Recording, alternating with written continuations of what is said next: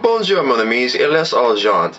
And I've noticed a recent trend in the video game aspect nowadays, and a trend that really has really gotten on my fucking nerves as a true gamer. And it's these fanboys, not only of the PS4 but of the Xbox One, complaining about the resolution, not just about the individual games but the systems themselves. And I'm gonna be straight up with you. If you're one of those people, I hate to tell you, but I don't really think that you're truly a gamer. I think that you're just electronic nut that likes to pride themselves over, you know what I'm saying? The type of person that was quick to jump on Blu-ray just because, oh well, the pictures were clear. Yeah, but they were also more expensive when they were new at the time. And now Blu-ray is kind of cheap now. And plus, the whole 720 1080p and I crisis has been averted. We've already seen what those can do, and the resolutions past that are harder to achieve. But it's like it's almost like you can't even tell the difference, when in reality it shouldn't be about how clear things are. It should be more about what you perceive it to be.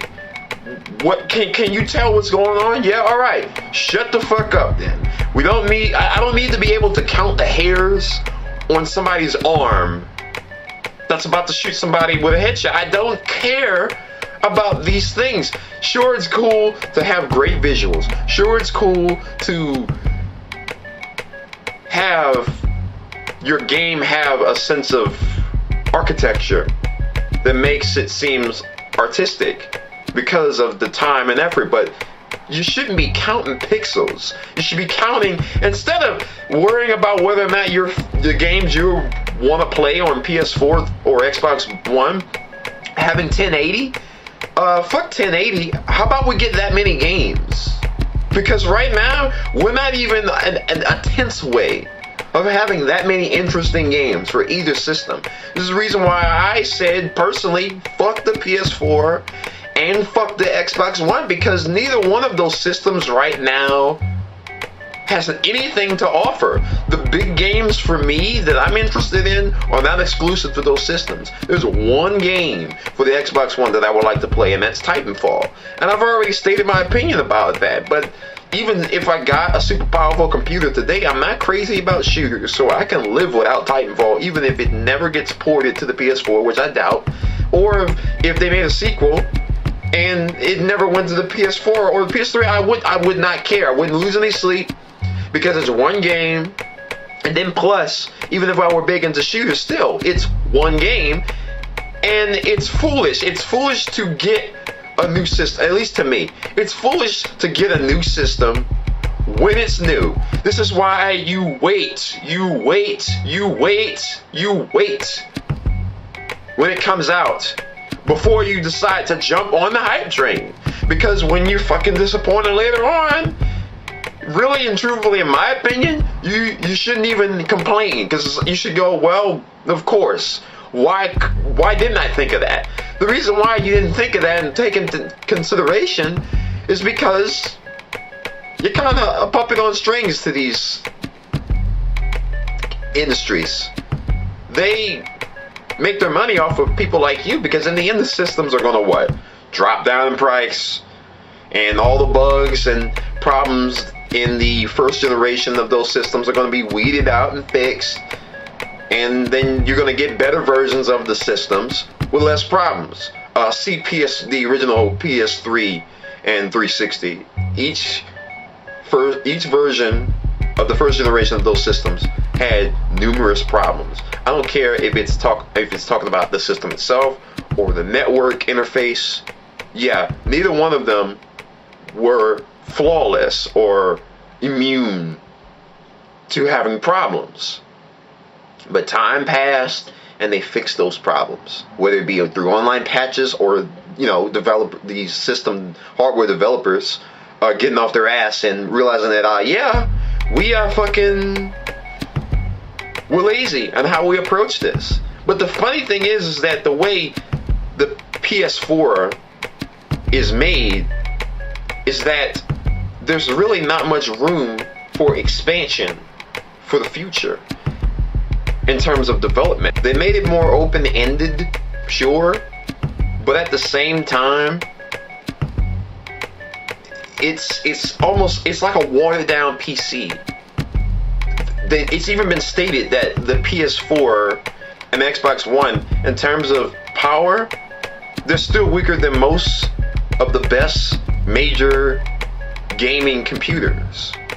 So what does this mean for the future? It means that people that obsess over resolution are sadly mistaken in terms of progress, because that's not the point of them making it that way. The cell architecture the PS3 had was a goddamn nightmare. I forget the exact name of it, but it had a lot of problems, or at least it presented a lot of problems for developers. This is the reason why. The reason why that was is because the way these games were being developed, they were being developed on a computer that I wouldn't be surprised if it were designed to work based upon like a Microsoft OS, and when it came time to port those games over, what version had the most problems? The PS3, especially because the 360, if I'm not mistaken, the 360's hardware wasn't too far off from computers that were current at the time. That's why they were so big. That's why the idea of the 360 was so big during that time period. But even then, I mean, we all know that it had a lot of hardware issues, and they rushed that system because they wanted to get the jump and the gun on it. Microsoft learned from their, well, I won't say mistake, but during the time when they released the original Xbox against the PS2, which in the end, what?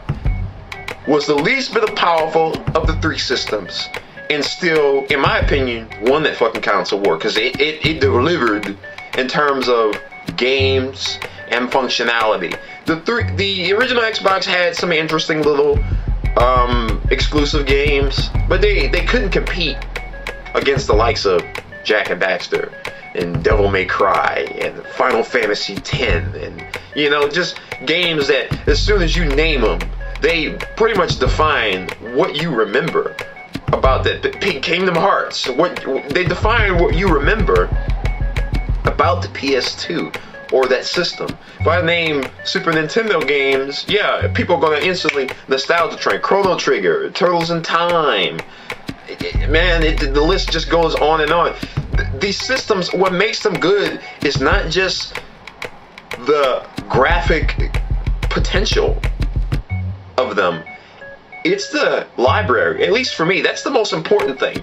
I'm an old school gamer. I don't give a fuck about if I can see my soul on a Samsung TV. I really don't care in terms of the resolution. Make it look good, but have some depth to it. Your game could look as dated as possible, but if it's got some depth to it, if it's fleshed out, if it has something to offer, if it has a sense of character and identity, and it has fun factor, matching fun factor to fill that void as well, then I'm down with that. I don't care. You know what I'm saying? Because a lot of the games I've been enjoying lately, graphically, they're not really that impressive. To me, the impressive thing about games is what sets this game apart from the others, even if it borrows elements from other games I've played before or haven't played before. What sets this apart? Because I think that's the largest problem with the gaming industry now. Developers have convinced consumers that more is better and less is worse, when in reality, less is not always better, but if it's utilized to its fullest potential, in most instances, this is kind of an exact truth. It is better in most instances. So it's not a question. It's not even a question of, well, was a game like Chrono Trigger better than the next Need for Speed game? We know the answer to that, because if you've ever played around with emulators for these old games, you're going to realize that the file size of these games were a lot smaller than today's games. A lot of today's games are like 5, maybe 6 gigs. If they're big and long, I'd say about 11 or 15 gigs.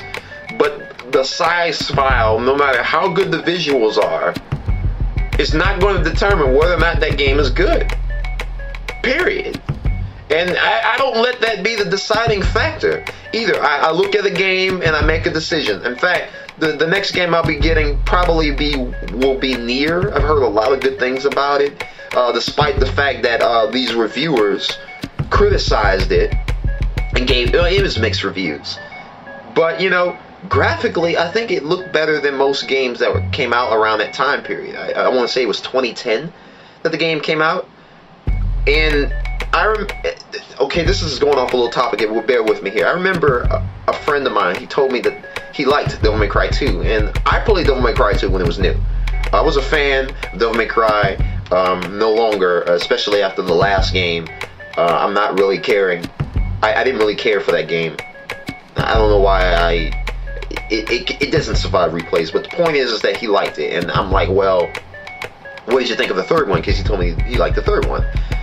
He said he did definitely admit that the third one was better, and I said, dude, I despise the second one, and if you don't, and he was on the fence about how I felt about that. And I advised him, play the first one and then tell me what you think. He came back after he played the first one. He's like, yeah, I despise the second one. I said, well, the second one had good ideas, but it tried too hard. But he didn't quite understand why I took such a hatred towards the second one. I was like, it wasn't just so much of the ideas. It was because the first one had less than the second one, but they made it in a way where it stands up. It's not about all the second one was so much about gimmicks, to the point where when you look at what the game has, the visuals, even for that time aspect, they weren't that great. And aside from the awkward camera and irresponsive controls and terrible storyline and gameplay, yeah, you can see why I don't really care for the second Devil May Cry, my friend. And unfortunately, I'm kind of seeing this trend nowadays with people being obsessed with resolution, when in reality, you shouldn't be pissed off of whether or not Call of Duty Ghosts 2 with its DLC packs and whatnot of it. Oh, well, I can't clearly see the chamber of my gun every time it fires in 2160p.